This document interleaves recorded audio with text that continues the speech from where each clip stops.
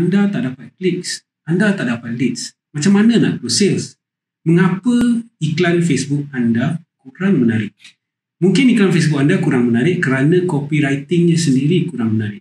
Dan copywriting yang tidak menarik biasanya disebabkan kekurangan salah satu atau lebih daripada komponen-komponen berikut.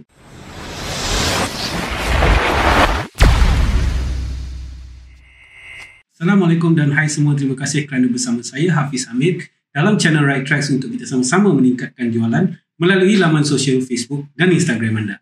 Di dalam video ini, anda akan pelajari bagaimana untuk membuat copywriting dan bagaimana untuk menguruskan social media konten anda dengan mengetahui apa, bila dan fasa-fasa yang diperlukan untuk membina klien pool anda.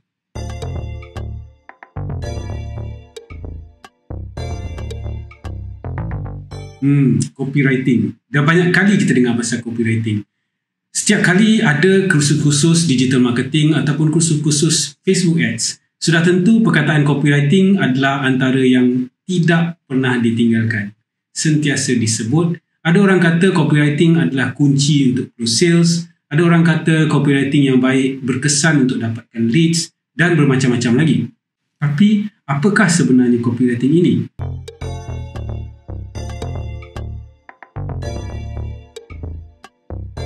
Anda tak dapat clicks, anda tak dapat leads. Macam mana nak close sales?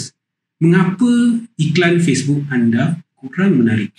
Mungkin iklan Facebook anda kurang menarik kerana copywritingnya sendiri kurang menarik. Dan copywriting yang tidak menarik biasanya disebabkan kekurangan salah satu atau lebih daripada komponen-komponen berikut. Copywriting yang baik seharusnya mempunyai komponen 5 atau 6 komponen-komponen ini yang boleh menarik minat prospek anda. Jadi apakah dia komponen-komponen yang sepatutnya ada? Jom kita tengok.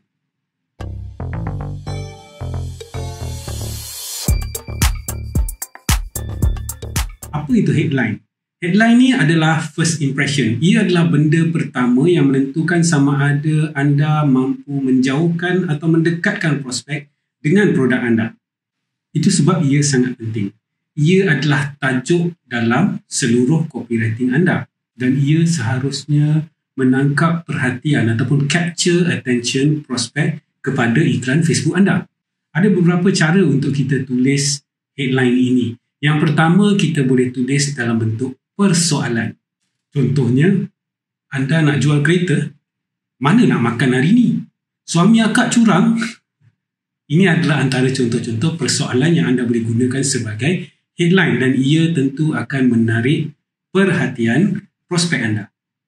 Cara yang kedua dipanggil memberi manfaat ataupun menyelesaikan masalah. Contohnya, trade-in kereta pada harga yang tinggi ataupun makanan sedap sampai di depan rumah ataupun bahagiakan suami anda dengan 7 amalan ini. Ini adalah contoh-contoh yang anda boleh gunakan sebagai cara memberi manfaat atau penyelesaian kepada masalah prospek anda. Cara yang ketiga lebih kepada bersifat emosi dan di sini kita menyentuh emosi mereka. Contoh-contoh yang kita boleh gunakan adalah pemilik kereta tertipu ketika trade-in kereta ataupun wanita dibuang kerja kerana lunch lebih masa ataupun suami akak sebenarnya tiada niat untuk curang. Di sini kita main dengan emosi dan dengan emosi ini akan dapat menarik perhatian prospek yang membaca iklan Facebook anda. Dan untuk membuat headline ini, terdapat 3 ciri-ciri yang kita boleh gunakan. Yang pertama adalah dengan mention target audience anda. Anda boleh mention target audience anda seperti kakak, pemilik kereta dan sebagainya. Ciri yang kedua, headline ini sepatutnya capture attention ataupun menarik perhatian. Tugasnya memang itu untuk menarik perhatian prospek anda. Bila mereka nampak headline ini, mereka terus nak baca lagi.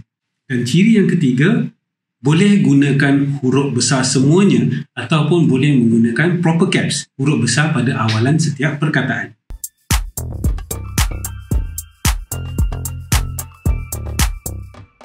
Sekarang kita tengok intro pula. Intro adalah perkara kedua yang prospek anda nampak selepas headline.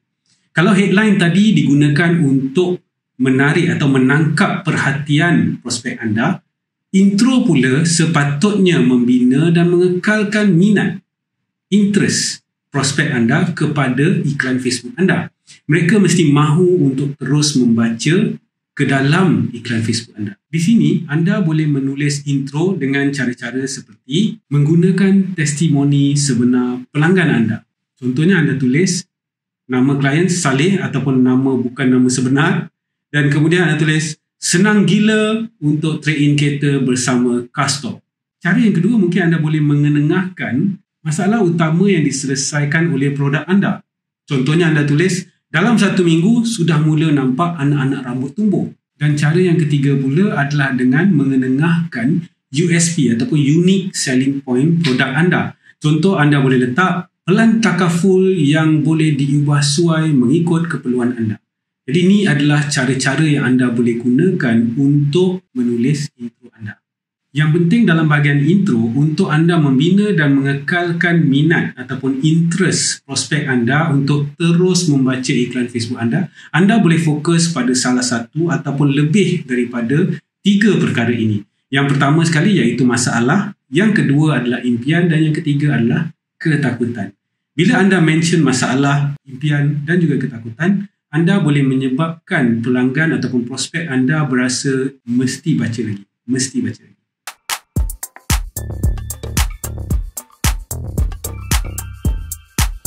Bahagian ketiga adalah FAB. Ia merupakan singkatan kepada features iaitu ciri-ciri dan advantage iaitu kelebihan dan benefits iaitu faedah yang boleh diperolehi oleh pelanggan anda. Saya bagi beberapa contoh FAB supaya anda lebih mudah faham apa itu features, advantage dan benefit. Yang pertama sekali features. Contoh features yang mungkin anda boleh bagi adalah kamera depan 20 megapiksel. Ini adalah ciri-ciri pada handphone yang anda boleh gunakan. Ataupun anda boleh gunakan contohnya mengandungi ekstrak raspberry dan blueberry. Tapi features ni biasanya tidak menjelaskan dengan lebih mendalam. Ia hanya pada luaran saja. Jadi orang akan lebih nak tahu dan disebabkan itu kita akan letak kelebihan ataupun advantage. Advantage contoh-contohnya adalah kamera depan dengan resolusi yang tertinggi di pasaran. Tadi kita sebut 20 megapiksel, kali ini kita sebut 20 megapiksel dan juga resolusi tertinggi di pasaran. Advantage, kelebihan yang anda ada daripada pesaing-pesaing anda. Ataupun anda boleh sebut kandungan kolagen buah-buahan yang tertinggi ataupun yang terbaik di pasaran. Dan akhir sekali, bahagian yang ketiga iaitu benefits, faedah yang pelanggan akan dapat. So di sini kita boleh bagi contoh seperti gambar selfie anda clear sampai nampak bulu hidung. Ataupun melicinkan kulit akak sehingga nampak 10 tahun lebih muda, atau mengembalikan keremajaan kulit supaya nampak 10 tahun atau 20 tahun lebih muda. Ini adalah benefits yang pelanggan boleh relate, pelanggan boleh rasakan nampak kegunaan kepada diri mereka. Bahagian FAB ini sangat penting kerana ini adalah bahagian anda membina desire ataupun keinginan prospek anda untuk membeli produk anda. Kita mesti nak mereka rasakan, saya kena ada produk ini, saya kena memiliki produk ini. Inilah bahagian yang akan meyakinkan prospek terhadap produk anda. Okey, oleh kerana FB Ads ini bukan salah satu cara jualan face to face, ia agak sukar untuk kita membaca sama ada kita dah berjaya membina keinginan ataupun desire prospek kita terhadap produk kita. Oleh itu, dalam FB Ads, kita akan terus pergi kepada bahagian seterusnya iaitu membuat tawaran, iaitu offer produk anda.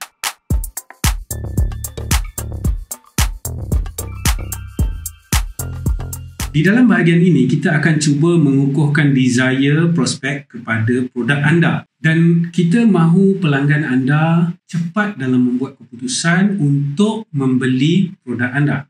Di sini anda boleh membina sense of urgency ataupun sense of scarcity.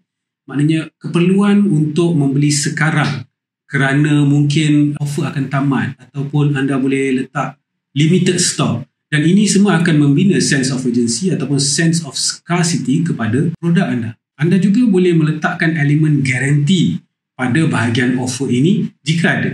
Dalam menulis bahagian offer, anda boleh menggunakan perkataan-perkataan seperti special discount, terhad kepada 100 orang, stop terhad ataupun cabutan bertuah. Ini adalah antara perkataan-perkataan yang anda boleh gunakan supaya offer anda nampak menarik. Contoh-contoh ayat yang anda boleh gunakan antaranya adalah DM sekarang untuk mendapat special discount hanya untuk 50 pelanggan pertama. Tempat adalah terhad kepada 100 orang yang daftar sahaja. Daftar sekarang. Jualan penghabisan stok ataupun cabutan bertuah iPhone 14 Pro untuk 50 pelanggan pertama. Jadi ini adalah contoh-contoh ayat yang anda boleh gunakan dalam komponen offer copywriting anda.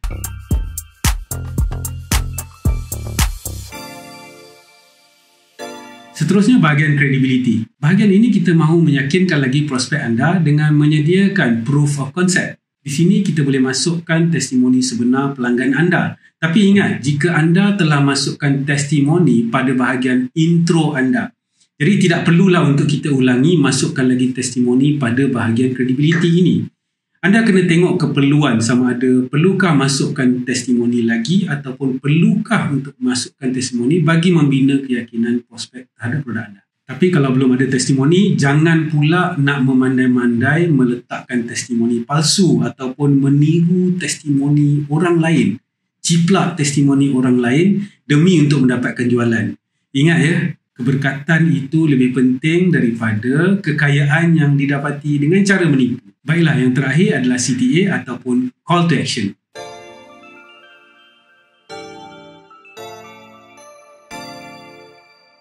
CTA ini kira penutup untuk copywriting. Ia mesti ada.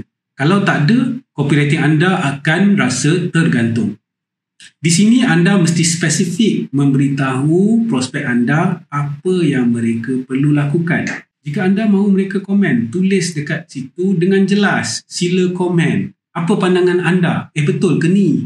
Kan? Tulis benda-benda ini supaya mereka nampak dengan jelas itu yang anda mahu mereka lakukan. Jika anda mahu mereka klik ataupun DM anda, tuliskan di situ. Sila DM. Tekan sekarang untuk hubungi kami.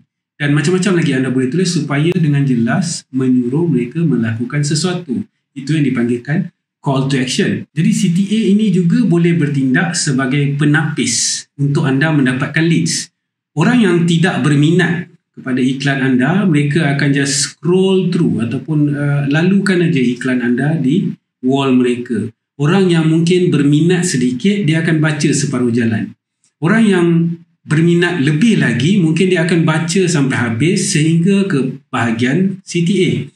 Dan orang yang betul-betul berminat dan mungkin juga berkemampuan untuk membeli produk anda, mereka akan klik pada link ataupun CTA anda. Mereka inilah yang akan ikut arahan yang terkandung dalam CTA anda. Jadi ini adalah komponen-komponen penting dalam copywriting. Selagi copywriting anda mempunyai 5 atau 6 komponen ini, peluang untuk anda menarik prospek akan menjadi lebih tinggi.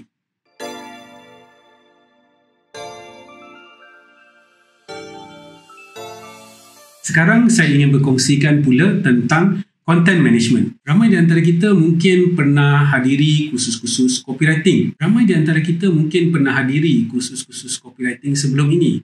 Tapi bila kita fikir balik, apa yang kita nak post? Dan selepas kita buat satu posting, takkan kita nak post benda yang sama hari-hari? Di sinilah pentingnya kita mengetahui bagaimana cara untuk menguruskan konten media sosial anda. Baiklah, sekarang saya ingin kongsikan satu rahsia untuk anda yang setia menonton video ini sehingga ke penghujungnya. Mungkin ada di antara anda yang dah tonton video ini tapi masih terpinga-pinga. Tak tahu nak post apa. Mungkin kerana idea tidak kunjung tiba. Jangan risau, saya nak kongsi satu rahsia yang akan memudahkan hidup anda, memudahkan kerja anda selepas ini. Okey, rahsia ini dipanggil diary posting.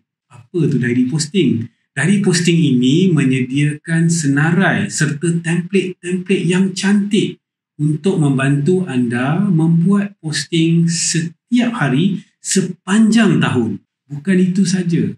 Semua template ataupun artwork design yang disediakan, anda boleh ubah, anda boleh customize ikut branding anda sendiri. Jadi anda tak perlu nak pening kepala nak fikir apa nak post hari ni, apa nak post esok, apa nak post lusa, apa nak post minggu depan. Anda boleh gunakan diary posting ini follow sahaja dan anda post hari-hari dan tak payah nak pening-pening kepala lagi. Anda akan jimat banyak masa, dan masa yang anda ada lebih ni anda boleh gunakan untuk fokus kepada aktiviti bisnes anda. So macam mana nak dapatkan diary posting ini? Untuk mendapatkan diary posting ini dengan harga diskaun, anda hanya perlu subscribe kepada channel Right Tracks, Rosni Zam Osman dan Ahmad Zulkarnain. Kemudian pastikan anda tonton ke semua 14 video yang ada di dalam dx.com.my ini melalui channel YouTube kami. Kerana di dalam 14 video itu akan diselitkan kod rahsia untuk anda mendapatkan diskaun diary posting ini. Sekian saja untuk kali ini. Anda boleh rujuk video kami untuk mengetahui dengan lebih dalam tentang Facebook Ads.